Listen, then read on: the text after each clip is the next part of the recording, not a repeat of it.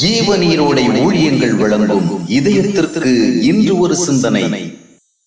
விசுவாச எல்லை.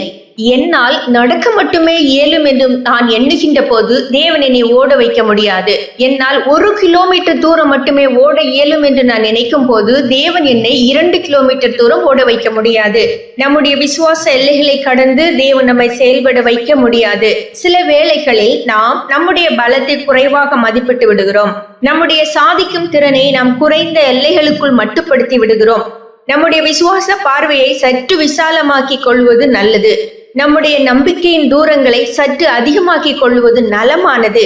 தேவனை சார்ந்த விசுவாசத்தோடும் தேவ பலத்தை சார்ந்த நம்பிக்கையோடும் தேவ ஐக்கியத்தின் பாதையில் நாம் செல்லும் போது நாம் சாதாரணமானவர்களாக இருந்தாலும் தேவன் நம்மை அசாதாரணமான பலமுடையவர்களாக மாற்றியிருக்கின்றார் என்பது உண்மை.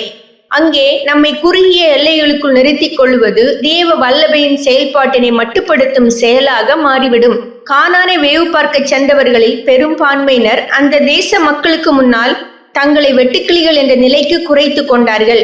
எனவே வெற்றி பெறுதல் இயலாத விஷயம் என முடிவு செய்தனர்.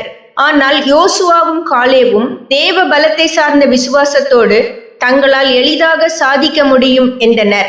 அந்த இருவரும் தான் ஒரு நாள் அந்த கானானுக்குள் பிரவேசித்து வெற்றி காண முடிந்தது. பல நேரங்களில் நம்முடைய விசுவாச பார்வை சூழ்நிலைகளை கடந்து செல்லாமல் போகிறது. எதை யோசித்தாலும் சூழ்நிலைகளை சார்ந்தே யோசிக்கின்றோம். ஆனால் சூழ்நிலைகளை கடந்து செல்வதே விசுவாசம்.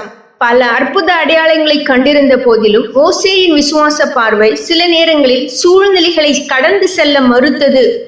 அனைவருக்கும் இறைச்சி கொடுப்பேன் என்று தேவன் சொன்னபோது மோசே சூழ்நிலைகளை கடந்து பார்க்காமல் அது எப்படியாகும் என்ற கேள்வியையே கேட்டான். ஆனால் தேவனால் அதனை எளிதாக செய்ய முடிந்தது. சூழ்நிலையை பார்த்து பயந்தான் எலிசாவின் வேலைக்காரன். ஆனால் எலிசாவோ சூழ்நிலைகளை கடந்து போய் தேவனை பார்த்தான். அங்கே அவன் சாதகமானவைகளை கண்டான். சிந்தனைக்கு, முடியாது என்ற எண்ணமுடையவன் முழங்கால் அளவு தண்ணீரில் கூட மூச்சு திணறுவான். முடியாது என்ற எண்ணமுடையவன் முழங்கால் அளவு தண்ணீரில் கூட மூச்சு திணறுவான்.